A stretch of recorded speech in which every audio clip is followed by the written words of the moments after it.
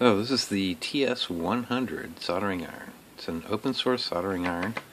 The firmware on it and the hardware on it is available for you to look at and change and modify in any way you like, which makes this kind of a cool thing. It's also a pretty decent little soldering iron.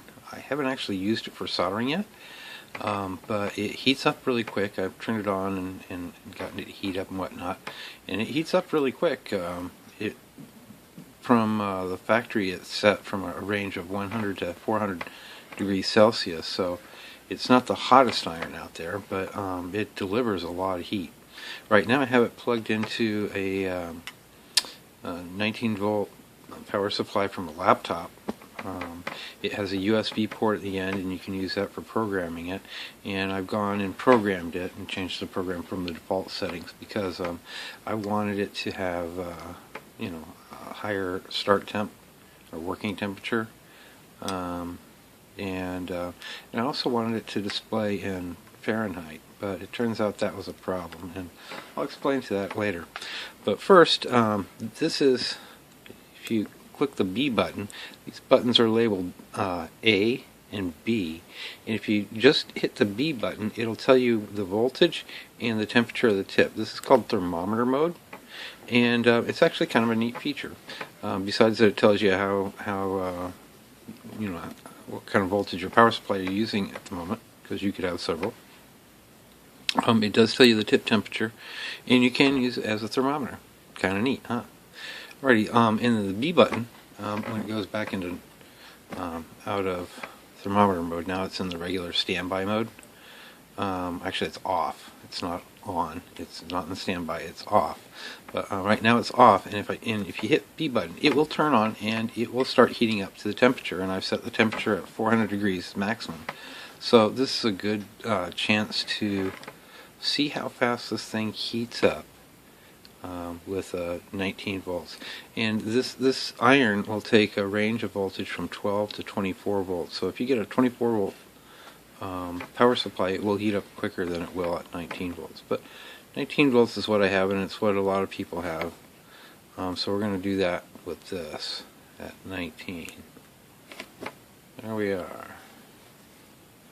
And it is heating up quick.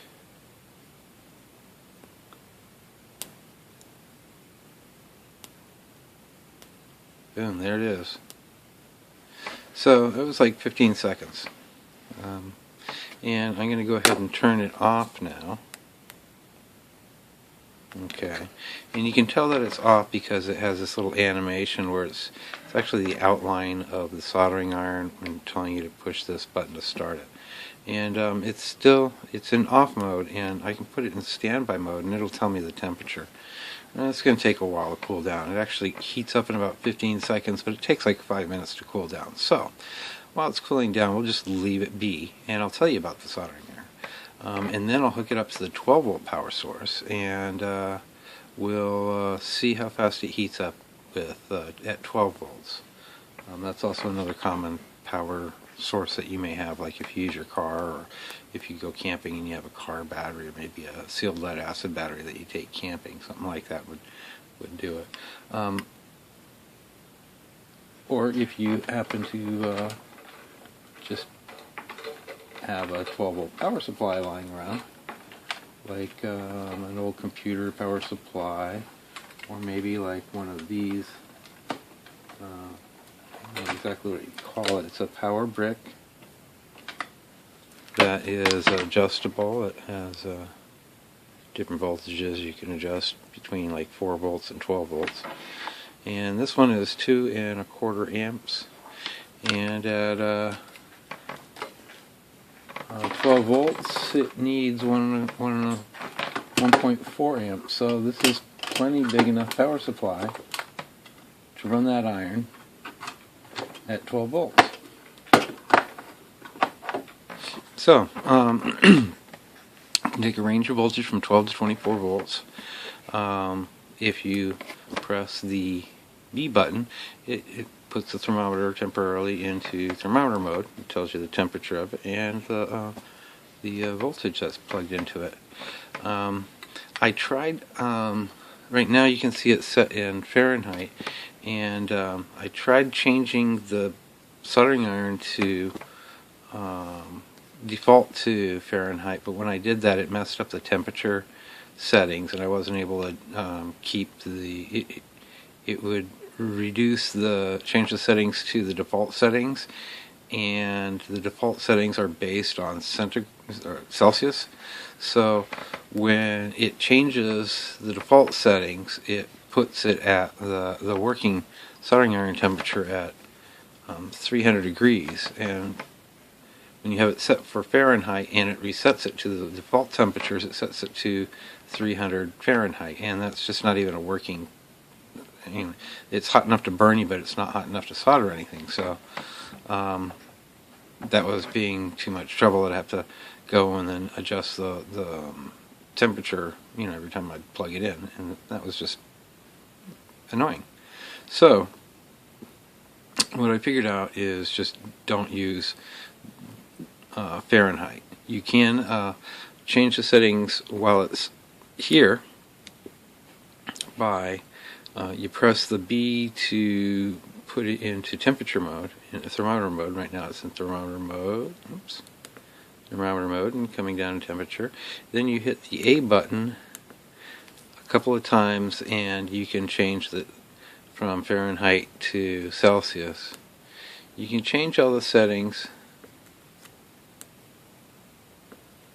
while it's plugged in, and they will be lost when you unplug it. So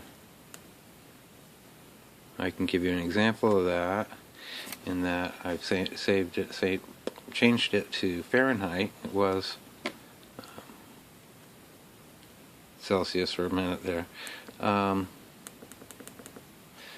and all these temperatures and whatnot seem like they're going to save, but when I unplug it, it'll go back to Celsius. So unplug it, plug it back in, and press. Oh, it's at Fahrenheit, not Celsius. Let's see if it. See, and I told it. Here it says Celsius, but when it goes back. Oh, okay, yeah, that was Celsius. 66 Celsius, not. It's still cooling down. It's got a little ways to go. Okay, so when you go to when you plug it in, you can change it to Fahrenheit, and it'll stay that way, and it'll display whatever you want in Fahrenheit.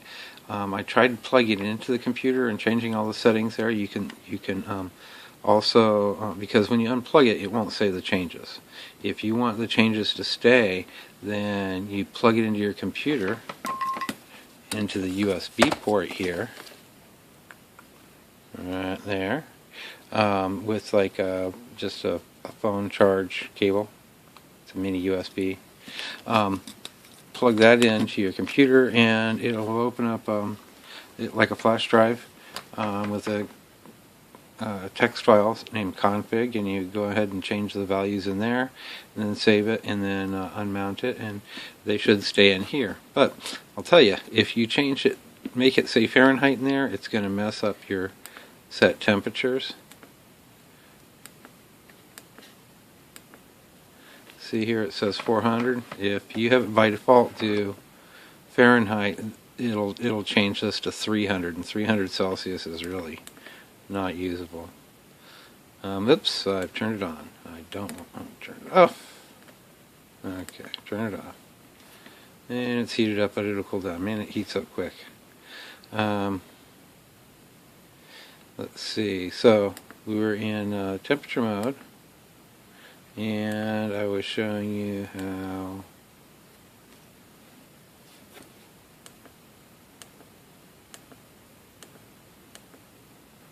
okay, so these are things that I changed the sleep time to 60 from 180, and I changed that in the text file, and I changed the the temperatures. I changed the work temperature to 400 instead of 300, and I changed the sleep temperature from 200 to 100, which is still 212 degrees. It's still hot enough to burn you, but hopefully it won't melt anything or just damage the tip.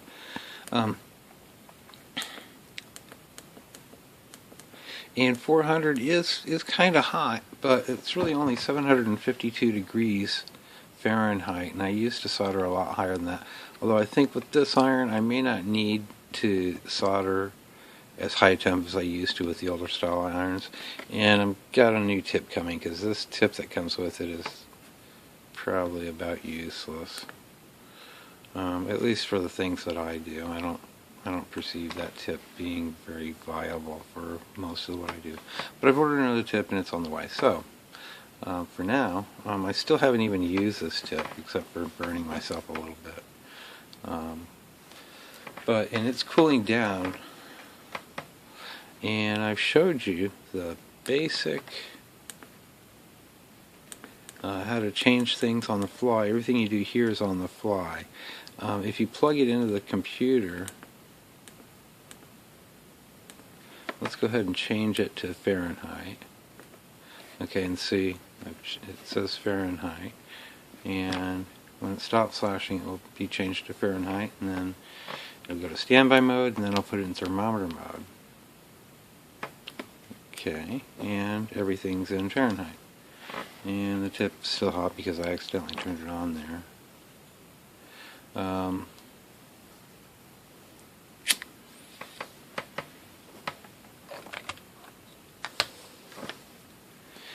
So the box comes with a nice case, and it comes in two pieces, and the first thing you got to do is take the Allen wrench out, take that screw out a little bit, stick it in there and screw it down. And then you're not going to need that until you change the tip again, which is who knows when. In the documentation, it does come with a good instruction manual. It tells you, it explains you basics, all the stuff that you need to know to change the temperature, and how to put it together, and there's even a troubleshooting guide. So the instruction manual is actually pretty good. You can't really see it there, and worth reading. But the quick getting going, plug it in and you can actually use it the way it is. Just ignore the temperature.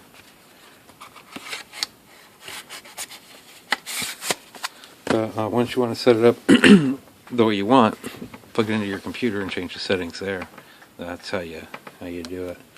Let's see what happens when we plug in the 12-volt in power supply.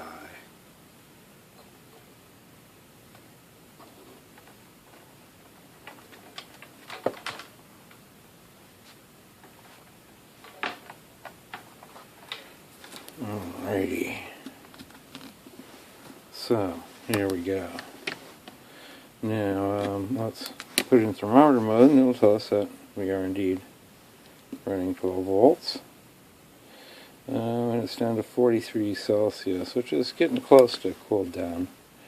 Let's go ahead and change it to Fahrenheit.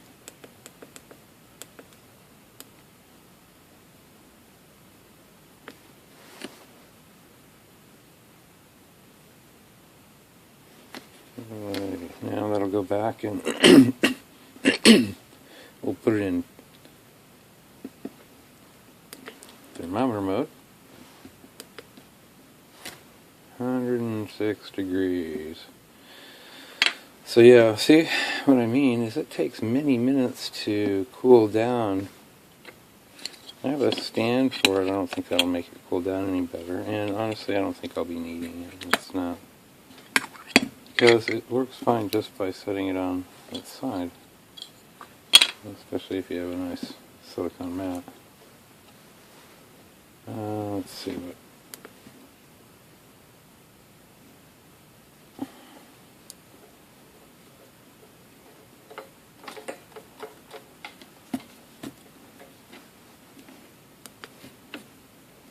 92 degrees. Okay, well, it's still a little bit high, but it'll give you a good idea at least. It's not hundreds of degrees, because this thing's going to heat up to 752 degrees. The last time we did it on 19 volts, or 19.5 volts or so, it took about 15 seconds. Let's see how long it takes this time. Alrighty.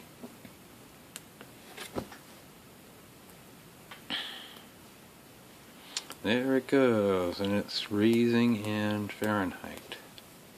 Although, another thing I should point out is the display. It shows the little soldering iron thing over here, and then these little chevrons going up means its temperature is going up. When it has some going horizontally, little squiggly lines going horizontally, that means it's stabilized. It's found the temperature, and it's sticking to it. And that means the tip is stabilized. It's still rising right now. And it's been over half a minute. Alrighty, there we are. So, I'm not sure, I'm thinking about 40 seconds at 12 volts. So, even then it's under a minute, which is ridiculously fast compared to something like this. I mean, this is just plug it in the wall. And so it's kind of what I'm used to. So this should be a heck of a lot better. Even if it says Fahrenheit or centigrade, this iron is going to work a lot better than what I'm used to. So I should be pretty happy with it, even if it doesn't do exactly what I want. And there's also firmware upgrades. Because it is open source, I can upgrade the firmware, and there's a couple of them out there, or there's at least one out there, and I think I'm going to try it out. Another thing that's included in the manual here is it tells you the file that you can copy over to, so that, let's go ahead and turn this off. And let's see what the temperature is. And 730, it's dropping, good. So, when you plug it in, it comes up with the logo, and you can change that image file so that it comes up with whatever you want. And like, you put your name on it so that when someone plugs it in, they know whose soldering iron it is. That, I think, is a great feature. I'm hoping there's a way to change this animation too, because I want to change that, because that's kind of, yeah. It's supposed to be a profile of the soldering iron and pointing to the button to let you know where to turn it on, but I know where to turn it on, and somebody that this iron doesn't belong to doesn't need to know how to turn it on. So, I don't really care for the little animation. I'd much rather have my own animation. So, that may be another episode. So there we are, TS-100 soldering iron. It heats up damn fast, even at 12 volts. It takes forever to cool down, though. See, here it is, 450 degrees. It's still, you could cook muffins. You could cook pizza at that temperature. And I still haven't used it yet. I'll probably try it out. But I'm really waiting for the other tip to come here, because this tip just isn't really suitable for me. What I may do if I do end up using it is I may bend it, give it a little bit of a, yeah, that's hot. That's right. So, but I may give the tip a bit of a curve. Just the tip. It makes it a lot easier to like drag solder with and kind of get it in the area. It also makes it possible to get more of a thicker width of the iron. See where my thumbnail is. Yeah, here there's just like no heat, but if you can get this part of the iron tip onto the lead there, then you can get a lot more heat. And if you just bend that little curve in that tip there, you can get that part of the iron to contact the leads and the lands and the parts and stuff when you're soldering, and that's actually a really useful tip. This one, this little pointy thing, you can't really get any heat out there. So, but I have another one on the way that should be real good for, general purpose. So we're looking forward to that. So there you are, TS-100 soldering iron.